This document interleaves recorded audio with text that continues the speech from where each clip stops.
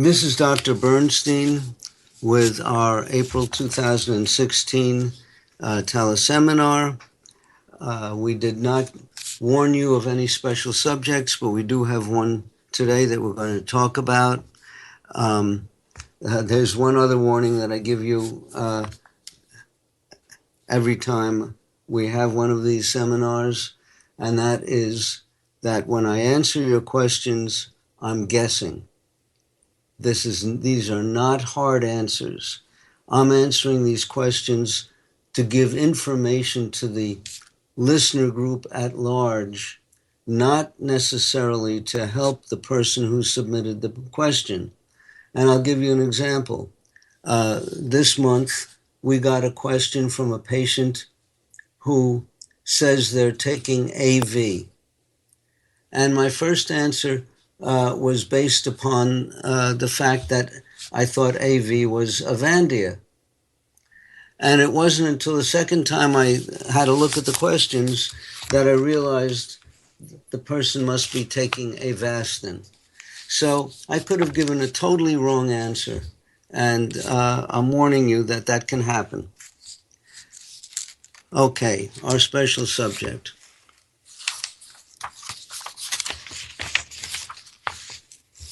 There was, over the years, I've warned the listeners that antioxidants can potentially increase the severity or spread of cancer if you already have cancer.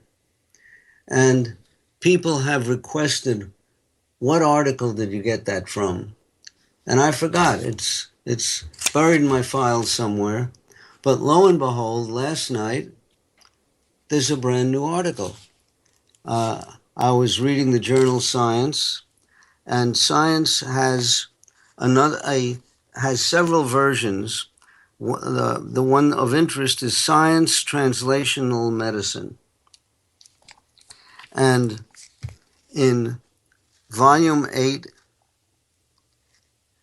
number 334A51, published in the year 2016, is the following article, which I'm going to read. Cancer, adding fuel to the fire. Antioxidant drugs used to treat cancer can cause undesirable side effects. Diabetic patients are at increased risk of developing cancer, and Wang et al., those are the authors of this new article, show that drugs with antioxidant properties used to treat diabetes all accelerated metastases in mouse models of cancer. So these antioxidant drugs that they tested caused the cancer to spread. Although not yet tested in human patients, it might be prudent to exercise caution when prescribing these types of drugs to patients with an increased risk of developing cancer. So if you have a family history of cancer, I guess, or if you already have cancer, there may be hazards to using antioxidant drugs. Now, what antioxidant drugs are used to treat diabetes? The only ones I can think of are chromium, which I don't recommend, alpha-lipoic acid, which I mention as a possibility for treating neuropathy. I cannot think of any others offhand, but there may be some. And if you search the literature, you may find some. But this is clearly a warning. Now, why might this be the case? As I've explained before, cancer cells go through cycles where they can be harmed by antioxidants and where they can be helped by antioxidants. And if you're giving antioxidants at a point in time when the cells can benefit from them, they're going to replicate and spread all the more ferociously. Okay, now to our questions. Do most blood meters, person means blood sugar meters, have a lifespan? Meaning, do you need to buy one every so often? It's a very good question. I've never seen it before, but I have experience. I can tell of situations with two different meters. One was when we were on a cruise, and I brought 4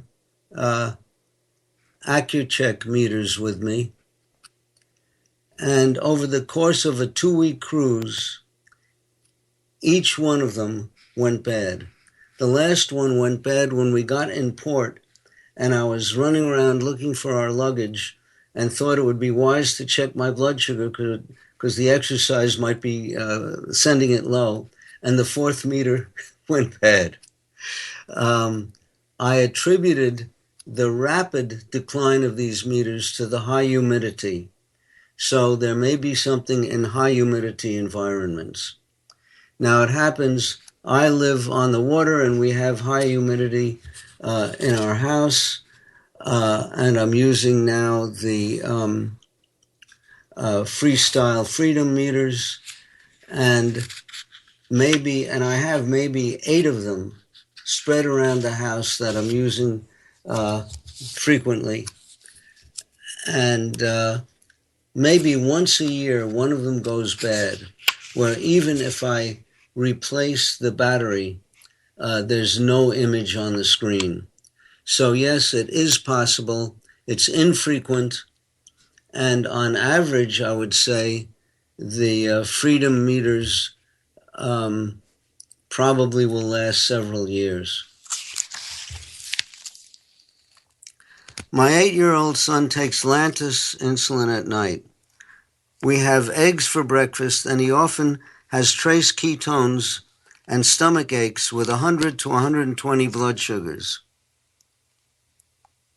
Any suggestions? Well, the first thing I'd think of about the stomach aches could be bad eggs. Eggs can harbor salmonella and other organisms, and they might be infected. So you might see what happens if he doesn't have the eggs.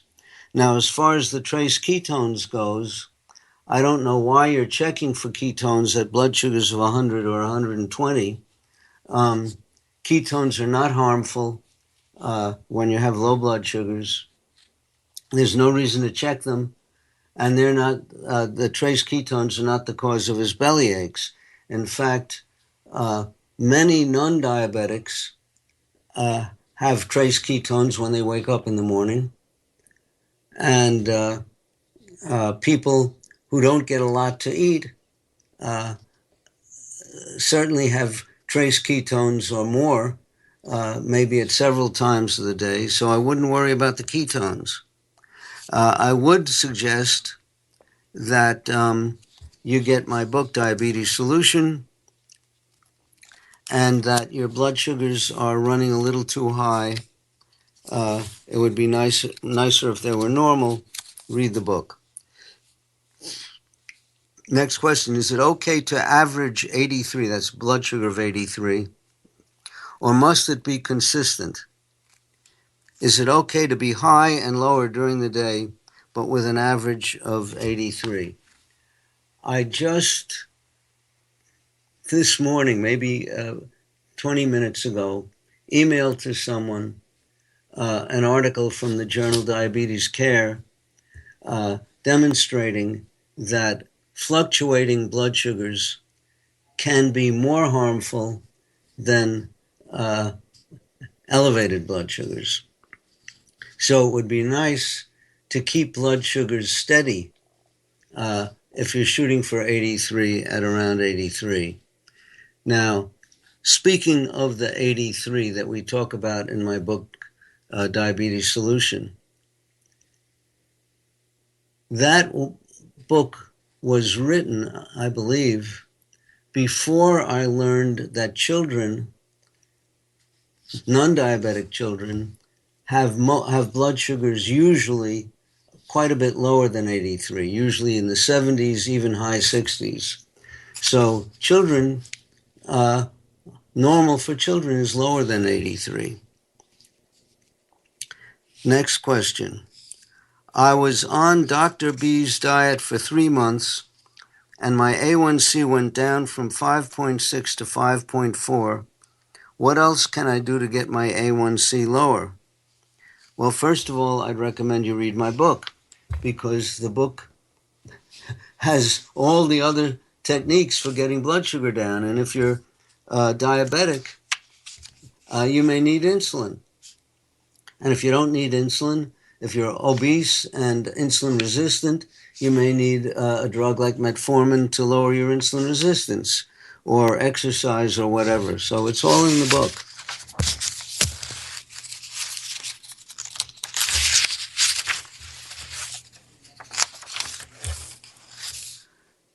I am a type 1, thin, 74 years, well controlled with a pump using Humalog. Now, I've seen many patients who claim they were well controlled and have blood sugars in the range that the American Diabetes Association likes, which, as you know, is very high. They say that normal is 6.5 or 7. 6.5 is an average, that's on the A1C. 6.5 is an average of 160 milligrams per deciliter.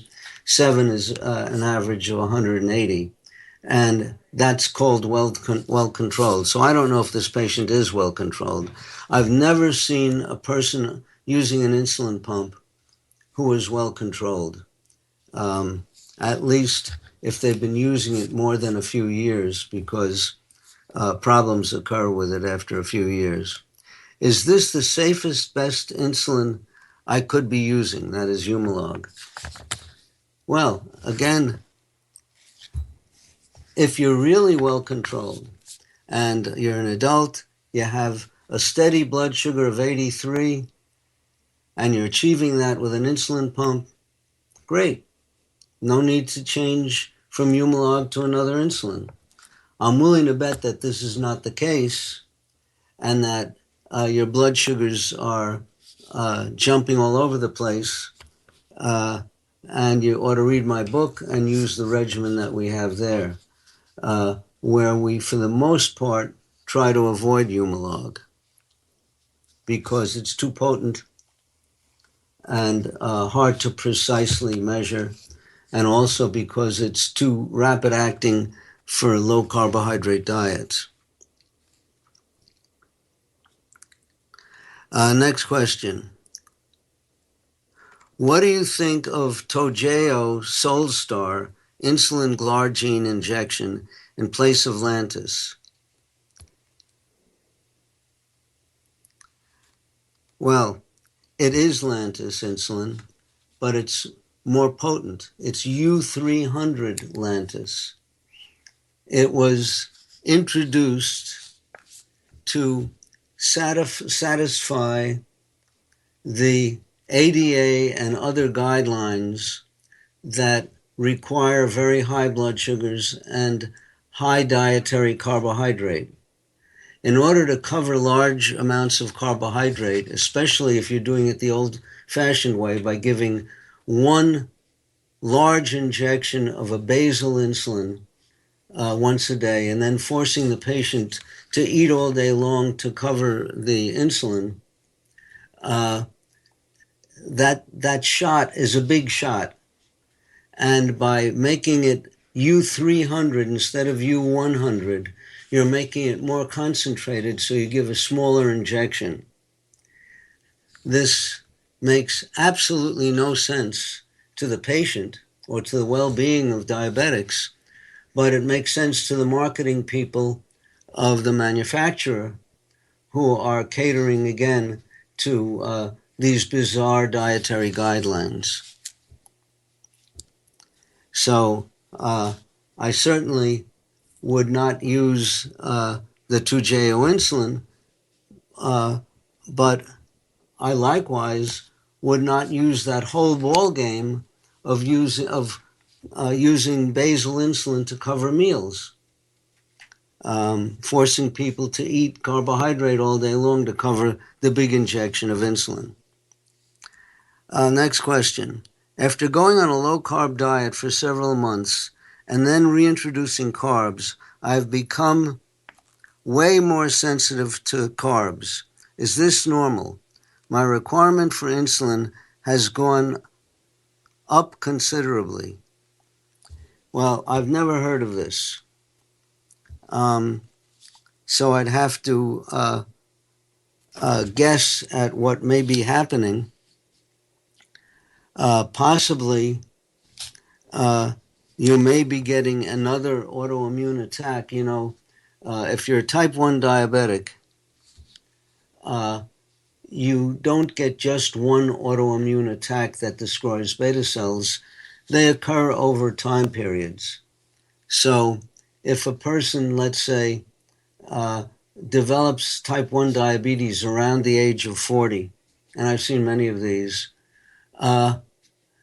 it could be mild at first, and then out of the blue, X months later, it gets more severe because there's another autoimmune attack and more beta cells are being destroyed. So it could be not that you're becoming more sensitive to carbohydrate, but that you're making less of your own insulin. That's just a guess. I've never seen a situation such as what you describe, but I have seen situations where if you don't absolutely normalize blood sugars right away in a new type 1 diabetic, you do get more autoimmune attacks. Now, even then, normalizing blood sugars doesn't prevent them, but reduces their likelihood. Next question. You mentioned Tresiba insulin helps with the dawn phenomenon because it lasts 24 plus hours. Is there a difference between Toshiba and Toujeo? Well, I just told you about Toujeo, which is a super concentrated insulin that is highly potent. And Tresiba is totally different. It has normal U100 concentration. They may make a U200 Tresiba, which I will not prescribe, but the U100 lasts much longer than Lantus or Levemir. So the Tresiba is a long-acting insulin. The Toujeo is a highly potent insulin, highly concentrated insulin.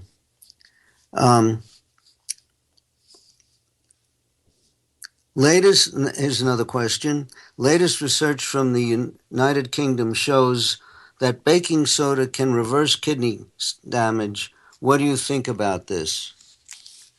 I really question whether that is the case.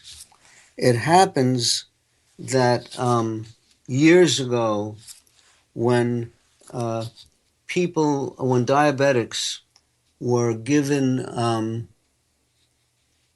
radiographic studies that required the injection of a dye that might injure the kidneys, they were giving infusions of sodium bicarbonate, which is baking soda, to prevent the damage.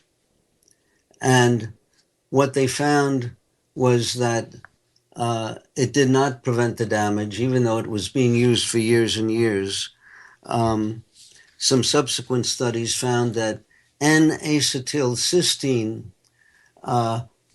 was perhaps more effective in preventing the damage.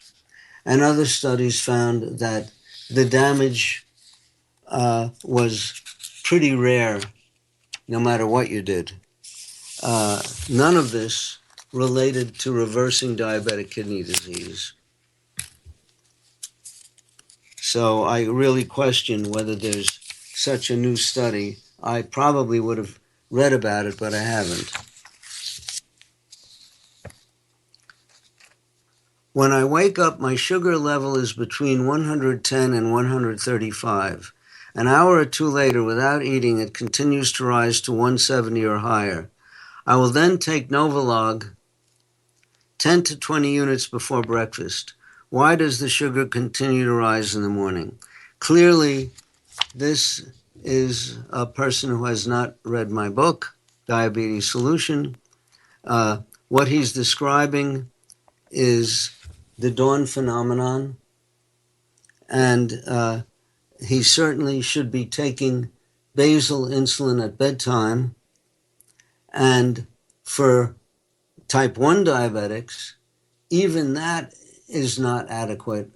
They need a super long-acting basal insulin, like the Tresiba that we just described. So if you were to take Tresiba at bedtime, the chances are that you would circumvent the dawn phenomenon. And what is the dawn phenomenon? I'll repeat it. We talk about it almost every month. About 6 hours, about 3 hours after you go to bed, the pituitary gland makes pulses of growth hormone. The growth hormone, 6 hours later, or let's say 4 hours later, tells the liver, clean up. And the liver does a cleanup job that includes destroying some of the insulin that's in the bloodstream. And you don't have enough basal insulin in your bloodstream from your nighttime injection to prevent your blood sugar from going up. So it's called hepatic insulin clearance increases in the early morning when you first get up. Next question. Metformin is no longer giving me good control. 2,000 milligrams at evening meal. My doc recommending Victoza. Is it safe and effective? Well, first of all, I don't like generic metformin for several reasons. It varies from batch to batch. It may even vary within a batch, and it's far less potent than the original brand name Glucophage. So when I prescribe metformin, I prescribe Glucophage, and I've explained this before. So it could be that the last batch of metformin you got was more effective than the current batch. Now, Victoza has very little effect upon blood sugar, but can have a very significant effect upon overeating, upon appetite. So, if you use Victoza to control overeating and thereby control your blood sugar, you stand a good chance of it being effective. There is a risk of pancreatitis when you take Victoza, but you can keep track of it if you measure serum pancreatic amylase and lipase. I've seen several cases of pancreatitis, which we caught early by measuring these enzymes. One case was symptomatic, but this is rare. It's not attacking the problem directly.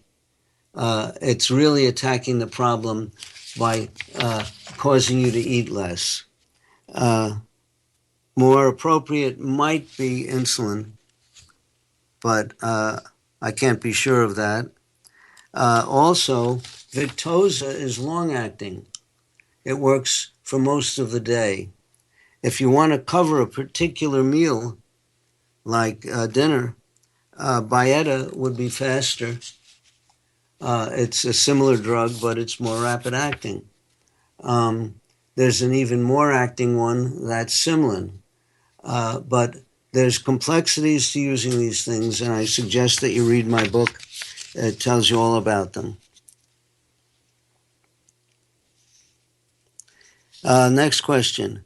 Can Lantus only, without any rapid-acting insulin, perpetuate the honeymoon period for newly diagnosed pediatric patients. Again, I'd recommend that you read my book because it's discussed there.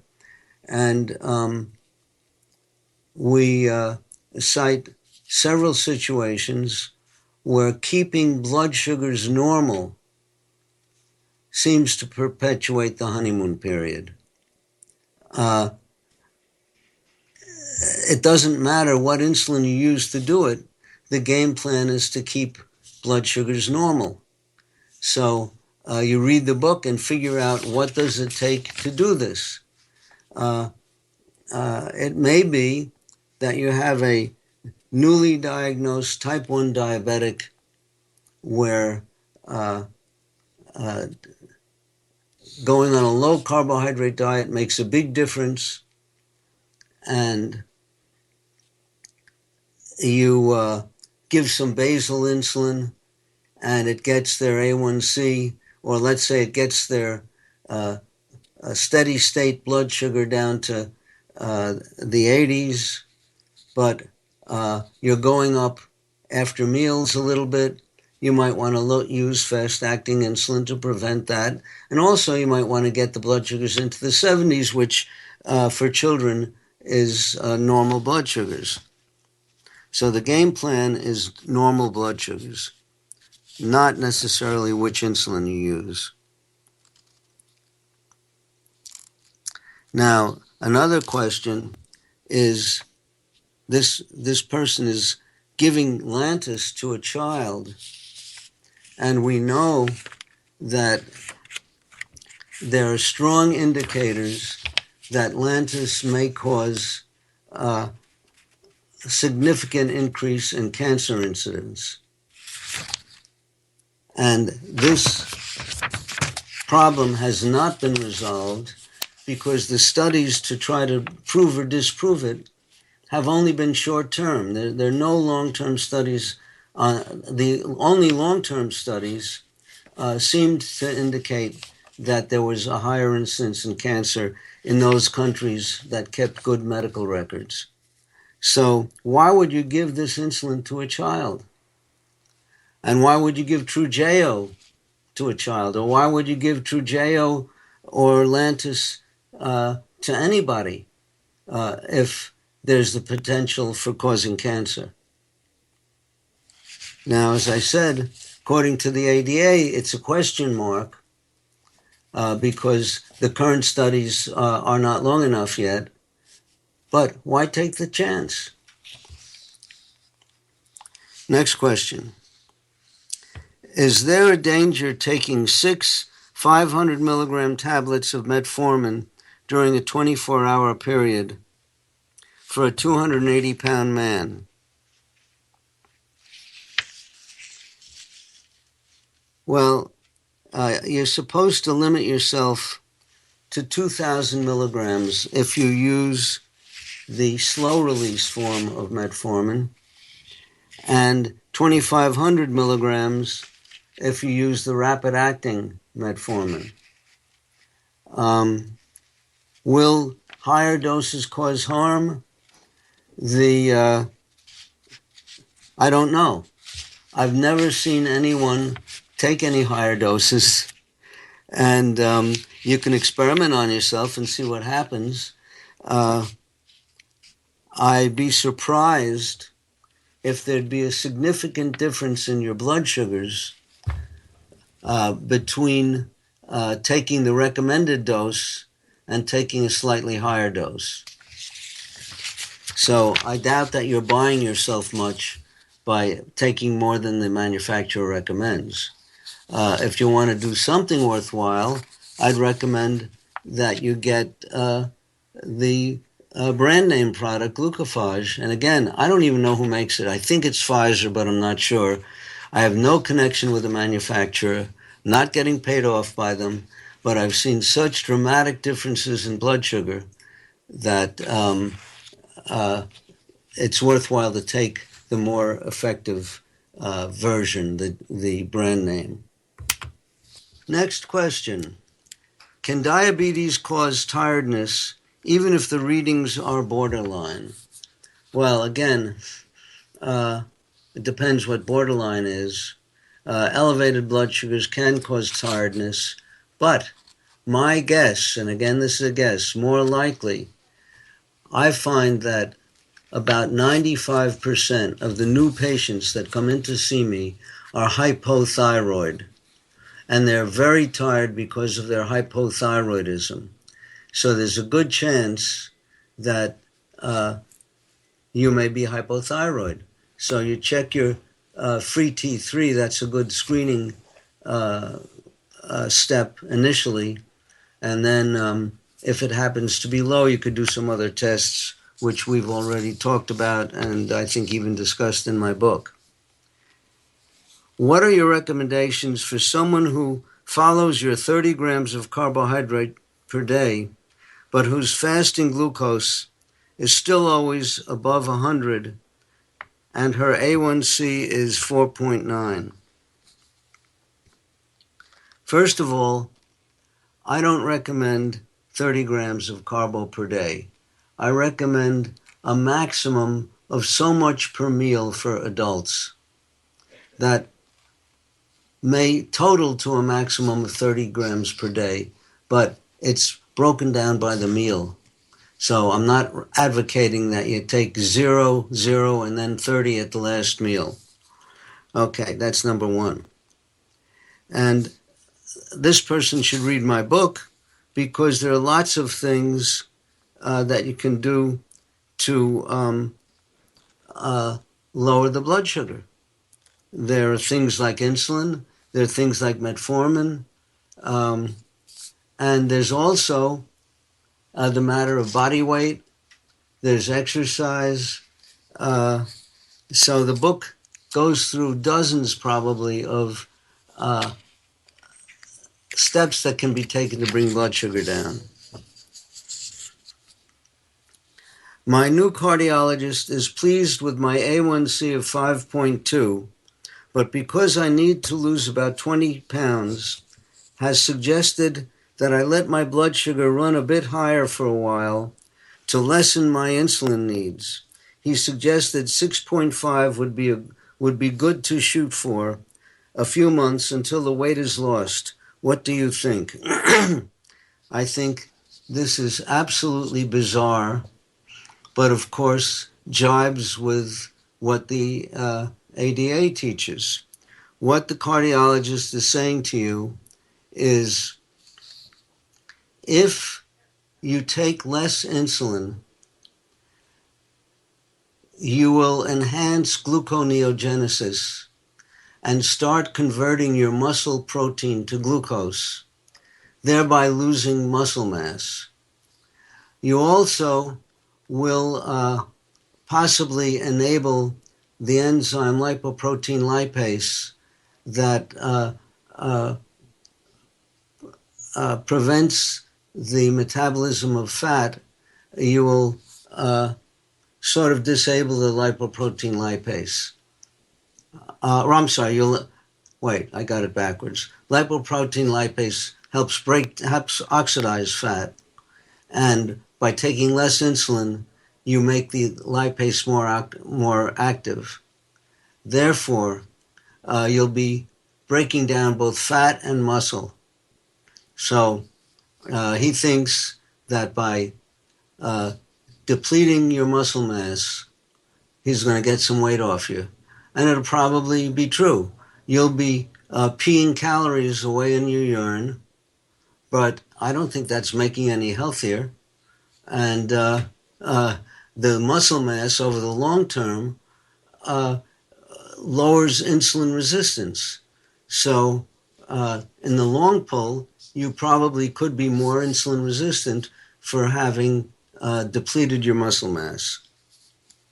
So I would say that if you want to lose weight, you can exercise, you can use glucophage to lower your insulin resistance and thereby lower the amount of insulin that you make or that you inject, but without increasing your blood sugar or breaking down muscles. You might even try taking Avandia, You could I'm just trying to think. You could eat less protein and take less insulin. I'm assuming that you've already cut way back on the dietary carbohydrate. That's number one. So you cut the carbohydrate, you'll make or need less insulin. That's always the first step. And that alone usually does the trick for my patients. But for some extreme cases, we sometimes have to lower the amount of protein if they're eating uh, big steaks for dinner and so on. Can neuropathy be reversed? Absolutely. How fast it can be reversed depends upon how far it has gone. So sometimes we'll have someone say, I have terrible burning in my feet, and we'll normalize their blood sugar. And by the way, reversal is only by normalizing blood sugars. Some people have tried huge doses of intravenous alpha lipoic acid without normalizing the blood sugars, and there have been reports of some maybe successes, but that's questionable. We know for sure that normal blood sugars reverse neuropathies. So, guy has painful feet, he normalizes his blood sugars. After a month, I should have started soon at another stage. He has numb feet. After a month, he starts feeling a little pain. After 2 months, he may be feeling a lot of pain as the nerves regrow. After 3 or 4 months, the pain may get even greater. But then the pain subsides, and eventually sensation becomes normal. It may take a year or two or more. So it all depends how far the neuropathy has gone. That determines how long it's going to take to reverse it. If you're talking about, it's the longest nerves that take the longest time to reverse. The distance from the point of the neuropathic symptoms to the spinal column determines how long it's going to take for a nerve to regrow all the way back. Okay. Will fasting help to stabilize my blood sugar numbers? How long will it take? I really don't think so. I've had, as of the my last teleseminar, I had 2 patients who were fasting for several days a week or for parts of days, and they were claiming great results, reduced appetite, weight loss, and whatnot. Well, they couldn't keep doing it. They both started overeating again, and their blood sugars are again elevated, and they've regained the weight. So the 2 cases in my experience where people had fasted did not work out. Now, fasting for weeks or days or a week at a time, I seriously question that. I've had new patients come in who had, prior to seeing me, tried fasting, and again had similar experiences where they eventually stop and they overeat and they reverse what they achieved.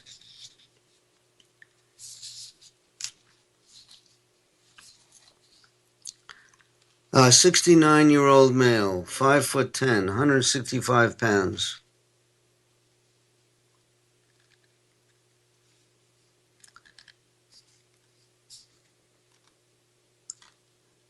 He's taking 500 milligram of metformin ER, which I guess is extended release. The best I can get, my blood sugar is 125. I don't cheat. How do I get to lower my blood sugar. I ride my bike 10 miles a day. Well, if this guy is diabetic, he needs more than metformin. He may need insulin. They might want to try something like Avandia. He should read my book. His doctor should read my book. There are many things that you can do, but there's a good chance you may need insulin. You can't pretend that if you're diabetic, just cutting the carbo is going to make you non-diabetic or bring your blood sugars down to normal. That is relatively rare. We can get a big drop, but it's rare that we see absolutely normal blood sugars. I've seen people with A1Cs of 12 go down to an A1C of 7 or 8, but by cutting carbo, but they're already diabetic. They probably need insulin, have to take insulin to get down further. Can pre-diabetics have peripheral neuropathy? If you have an elevated blood sugar for an extended period of time, you can develop peripheral neuropathy or autonomic neuropathy, etc. I've seen people come in here with slightly elevated A1Cs that they've said, maybe they have an A1C of 5.6 or something like that. And they say, well, it's been like that for many years. And I look at their feet and I see that they have the intrinsic minus foot deformity with wasting of their interosseous muscles. I do an irritable study and I see that they have mild autonomic neuropathy. I might check their vision for diplopia, for double vision, and find they have double vision in several directions of gaze, indicating oculomotor neuropathy, et cetera, et cetera.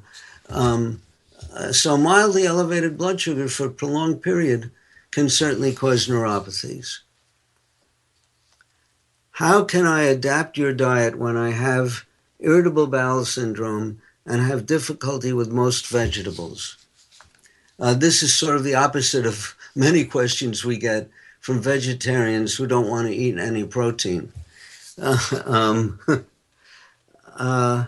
would, first of all, irritable bowel syndrome is frequently a catch-all diagnosis where the doctor has not figured out what really is going on. And I have to remind you that 25% of diabetics have deficits in immunoglobulins.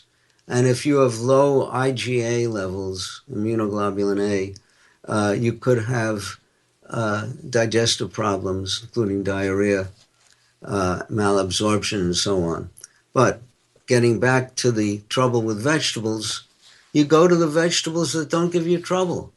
On our acceptable vegetable list, which is only a small portion of those that are probably allowable, that probably are low in carbohydrate, we probably have about 25 different vegetables that are low in carbohydrate.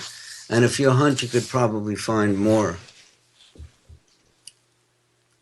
Carb-free foods are mostly quite acidic, proteins and fats. How can, well, I don't know the rest of the question, but there are out there on the internet all kinds of myths. Something that foods that are, by the way, when you say acidic,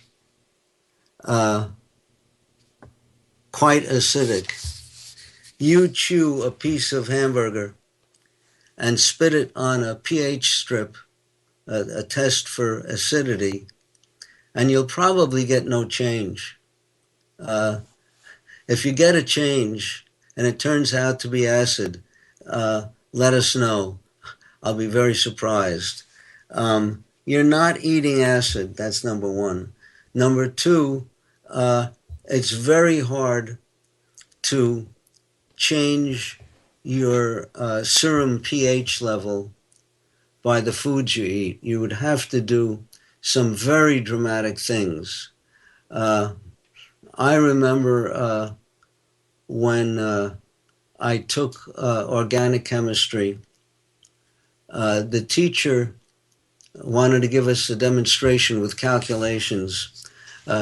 She was questioning the value of buffered aspirin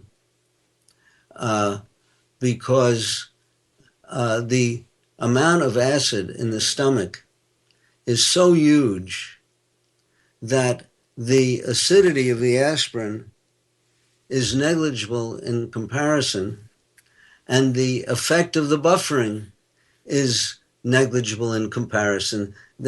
When you look at the numbers, you end up with essentially zero effect of the aspirin on the acidity and zero effect of the buffering on the acidity. And this applies to things in your diet.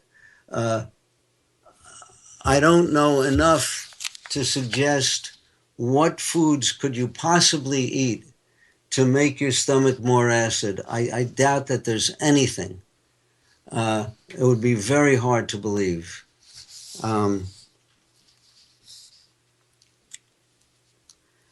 Next question. The program of Dr. Jason Fong is a good idea for people over 65 years. Are there other contraindications? Are there contraindications to this eating method? What about fasting in general for diabetes? Well, I don't know anything about Dr. Jason Fong. And I gather from the question that he advocates fasting. I would make a suggestion with regard to people whom you see on television or on the internet who are pitching something related to health. Beware, number one, if the person is a performer. If they look like an actor and are gesturing with their hands, are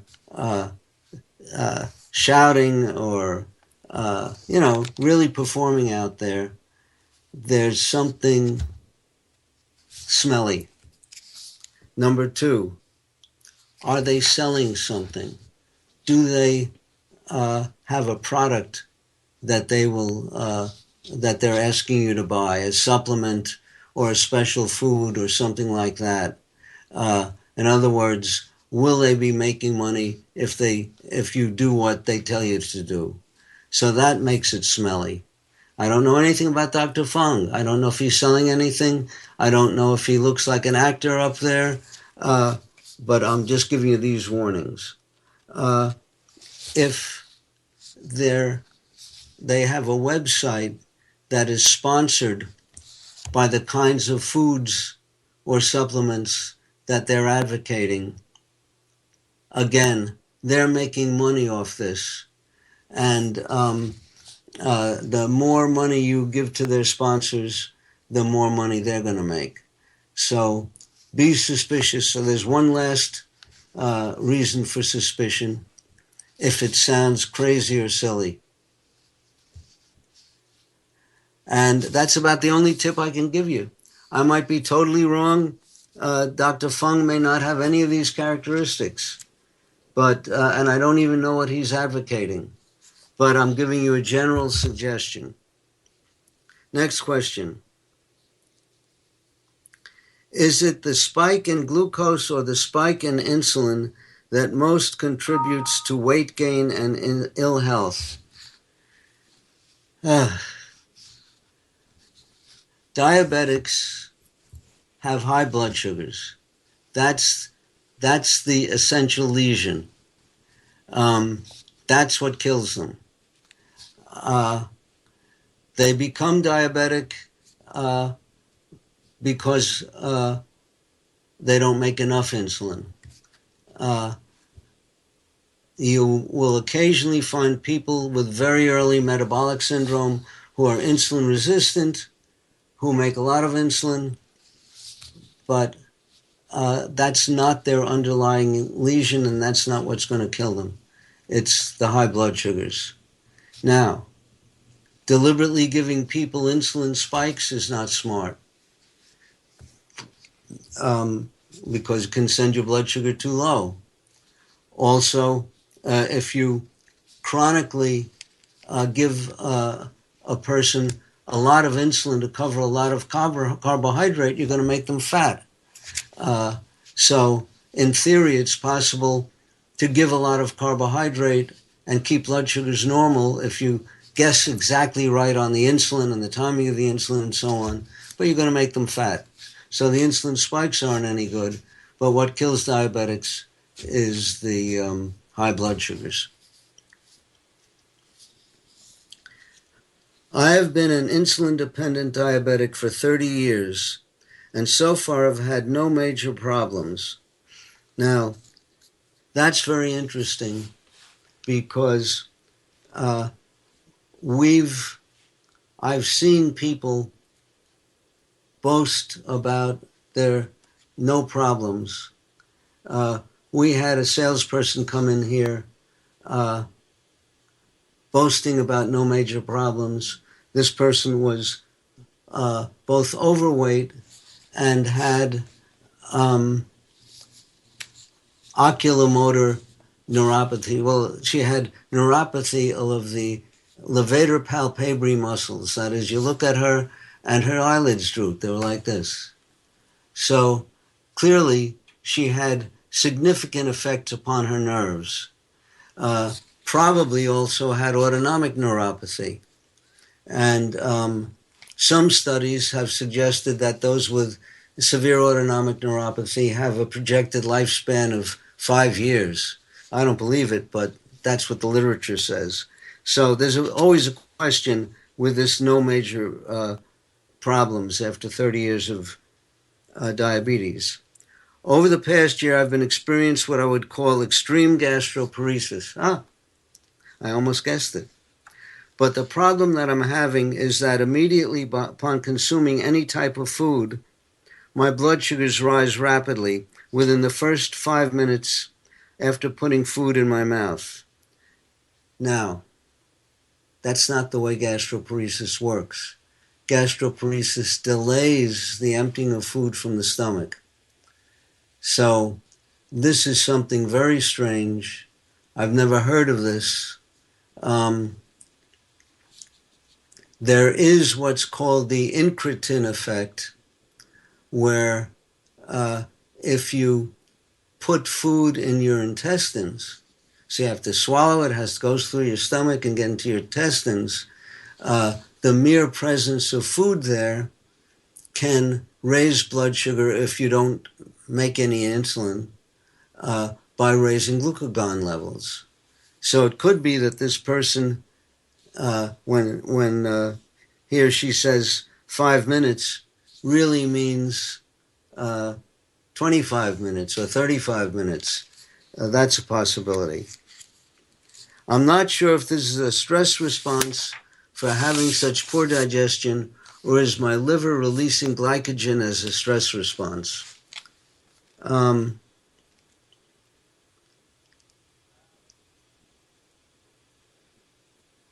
Now, it could be that this person is not taking preprandial insulin. It could be that this person is taking the old ADA 1 shot of basal insulin a day and not taking rapid-acting insulin before meals. And in which case, the blood sugar could go up when food gets into the intestines. So it's really a hard question. I don't have enough information, and I'm sorry I can't be of more help. Is there a sudden switch to low-carb diet may trigger rashes? About 3 months ago,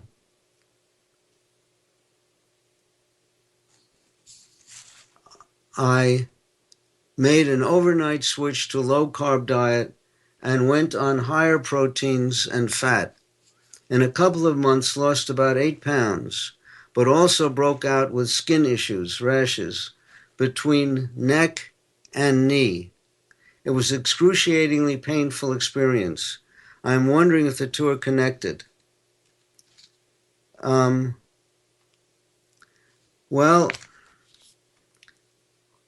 maybe yes, maybe no.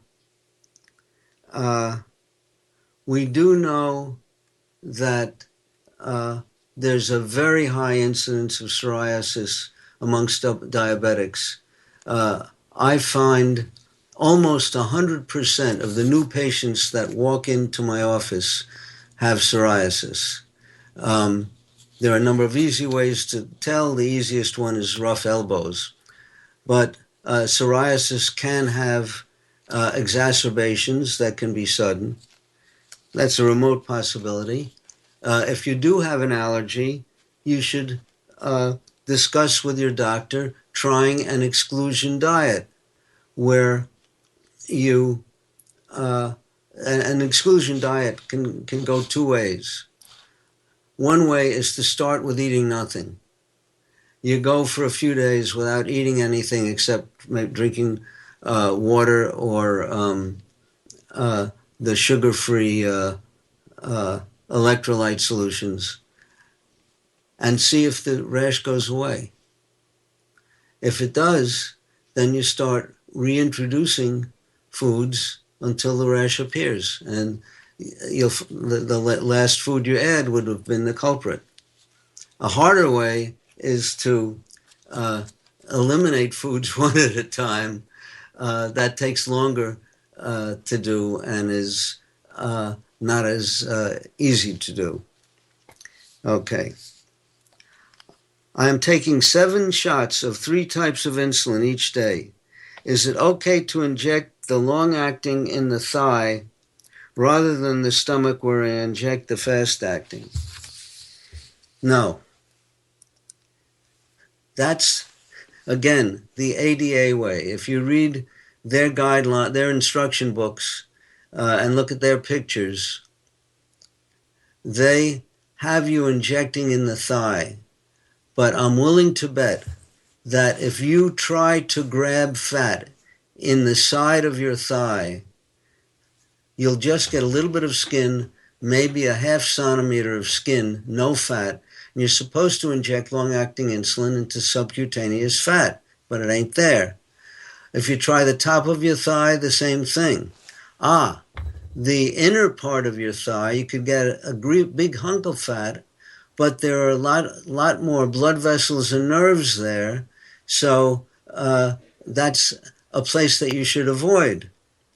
So the only reason for using the outer or top of your thigh for injecting insulin is if you want to give an intramuscular shot.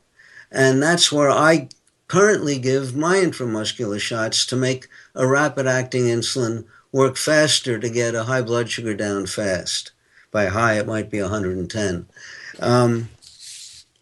So do not inject a long-acting insulin into your muscle because it'll make it work too fast.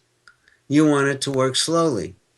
Now, you didn't mention anything about your butt. Most of the people that I know have 2 butts, one on each side, and they both work for injecting insulin.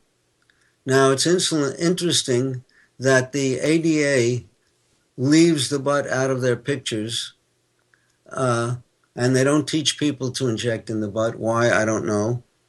But that's the best place for long-acting insulin. And that's where I usually inject mine. I also will sometimes inject in my abdomen when I'm in a hurry and don't want to reach around to my butt. So go into your butt. I have noticed that fat-free yogurts have much less carbs and sugars than the full-fat varieties, which is just the opposite of what I notice. Would you please explain why we should go for the whole milk varieties?